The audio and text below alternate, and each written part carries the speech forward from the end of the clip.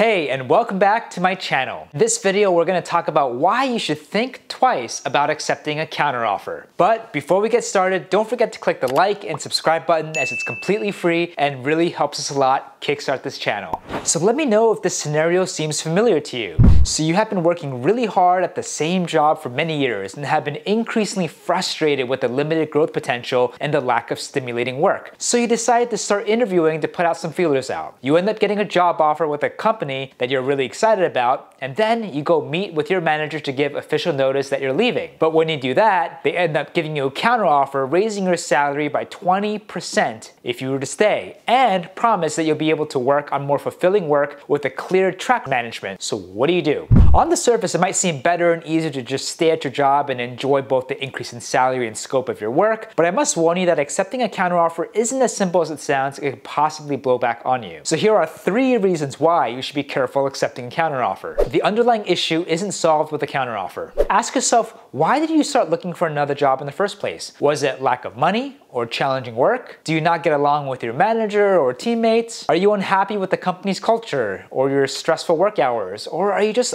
overall feeling unappreciated? Or is it hard to exactly pinpoint the exact reason and you just don't like your job, period? If you have several issues with your current company or job, and if your counteroffer is just a raise in salary, having more money in the short term might be great, but it won't address or resolve your issues or problems that have pushed you to interview elsewhere in the first place. If this is the case, most likely several months down the road or sooner, you'll find yourself unhappy again. So if this is you, you're better off rejecting the counteroffer and moving forward with your new job, where you'll be happier and more fulfilled. If your discontent with your current job is only a money issue and you feel like you're underpaid, and then you get a counteroffer with a higher salary, then I would recommend only thinking about possibly accepting the counteroffer. If you know 100% that money is the sole issue you're unhappy. From my experience, there are usually at least a couple to several reasons why someone would want a different job. So make sure you're crystal clear on why you're looking to leave in the first place. Chances are, if there are other reasons, you'll end up dissatisfied again and wanting to leave in a few months or within the year.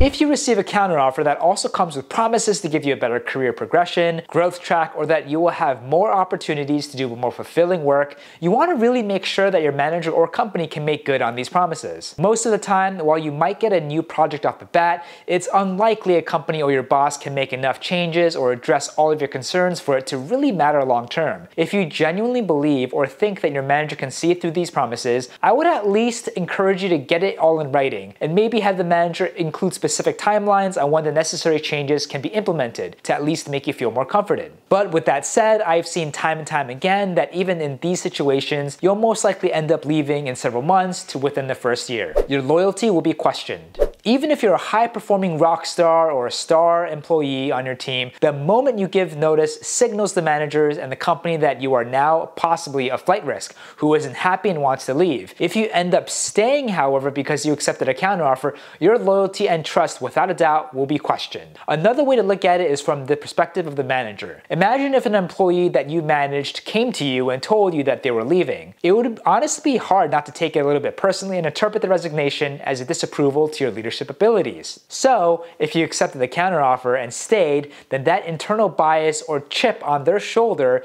could possibly remain and give you a tough time down the road. Also, what if a new position has opened up and someone on your team would be due for promotion? If you were the manager, would you rather give it to someone who tried leaving in the first place or someone who stayed loyal to the company? What about if your manager landed an exciting new project? Who do you think they'll give it to? The flight risk or someone who isn't? Not only that, what if the company ended up going through difficulties and they have to make the hard decision to lay off some of their staff? If you were the boss, would you lay off someone who remained loyal or someone who tried to resign and leave? Hurt relationships and future job prospects. It's obvious that you'll hurt your relationship or create distrust with your current manager, but it could also affect your relationship with your teammates as well. Think of it like this. If you had a teammate that threatened to leave and the only reason why he stayed was because he was able to get a significant increase in salary, how would that make you feel? Probably not good, as you would probably see the whole thing as completely unfair. What about the company you got an offer from that you later reneged on by accepting the counteroffer? It's pretty clear that you would have shot down any chances of you working there now and possibly in the future. Not just that, if the hiring manager or company is really angry, they could also talk about it with other founders and other managers in other companies that could hurt your chances from getting a job there in the future as well, or possibly get even blacklisted. A significant amount of energy and time goes into interviewing and hiring from the company's point of view. And if they made an offer to you, that means they want you to join. And they also made the decision to not go with anyone else in their pipeline in hopes that you would accept. So if you ended up accepting the counteroffer, not only would you have wasted their team's time and resources, but they could have also lost out on making an offer to someone else who would have originally accepted the offer. As a result, they would have to restart the whole search again, and if I were them, I wouldn't be too happy. If you were also working with a recruiter who hustled their butts off to get you an amazing offer, and then you tell them that you ended up accepting a counteroffer from your current employer, you could also hurt your relationship with and possibly get blacklisted by the recruiter. The company that made the offer would get angry, not only at you, but could also point their fingers and even blame the recruiter if they believe that the recruiter wasn't being transparent and honest about the candidate's process, or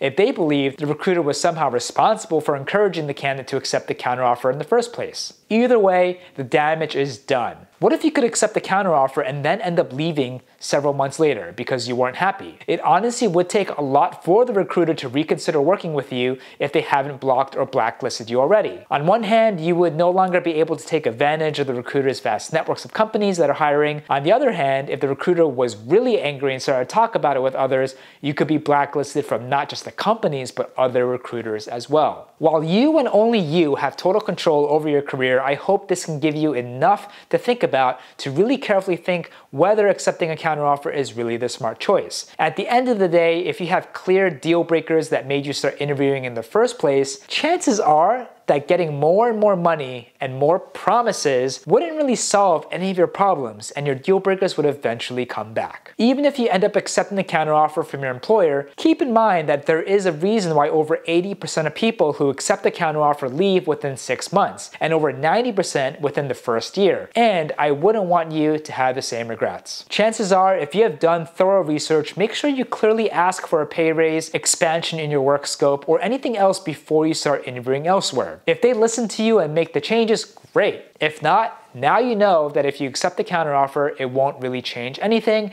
and you should plan your exit gracefully.